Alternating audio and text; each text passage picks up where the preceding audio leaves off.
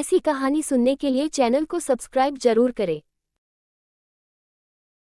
सच्ची मोहब्बत का कत्ल। आज मेरी 5वीं मैरिज एनिवर्सरी है।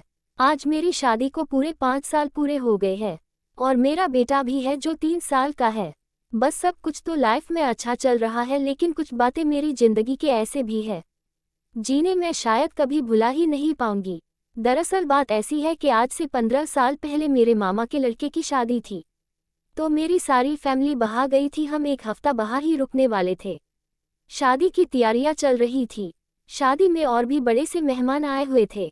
मैं भी कामों में हाथ बटा रही थी।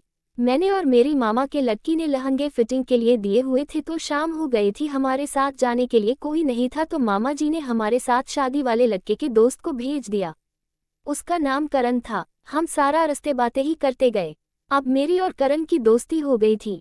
हमने शादी में बड़ी मस्ती की। अब शादी हो गई थी और हमारा आखिरी दिन था। जाते समय करण ने मुझे अपना नंबर दे दिया। उस वक्त मोबाइल ज़्यादा नहीं हुआ करते थे, तो मेरे पास भी नहीं था। अब मैं कभी कभी अपनी मम्मी के मोबाइल से करण से बात करती। धीरे धीरे पता ही नहीं चला ये दोस्ती कब प्यार में बदल गई। अब मैं हर रोज ही करण से घंटे बातें किया करती। मेरी मम्मी को शक होने लगा, तो मैंने करण से बातें करना कम कर दी। तो करण को बताया, उसने मुझे एक मोबाइल दे दिया जिसे मैं उससे बात कर सकूं। इससे हमारी नज़दीकियां बढ़ती गई। हम रोज दिन को और सारी रात बातें करते रहते। अब मैं और करण मिला भी करते।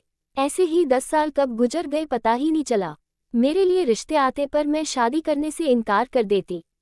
करण के घर वालों को मेरे और करण के बारे में सब पता था और वे शादी के लिए मान गए थे, लेकिन मेरे मम्मी और पापा ना माने, क्योंकि मेरे लिए रिश्ता अमेरिका से आया था और वे मेरी शादी बाहर कराना चाहते थे। मैंने मम्मी पापा को समझाया, लेकिन उन्होंने मेरी एक ना सुनी। मैं उनके खिलाफ जाकर शादी नहीं करना चाहती थी, क्योंकि मैं ही घर में बड़ी थी और हमारा कोई भाई नहीं था जो मम्मी पापा का ख्याल रखता, और हम भी गरीब थे। इसलिए मैं शादी के लिए मान गई जहां मेरे घरवाले करना चाहते थे। जब मैंने करण से बात की और उसे सब बातें बताई, पर उसे यकीन नहीं हो रहा था और वो रोना लगा। उसे रोता सुन मैं भी रोने लगी। कुछ समय बाद वो बोला कि मुझे आज के बाद कभी भी फ़ोन मत करना, और शादी मुबारक कहकर उसने फ़ोन काट दिया।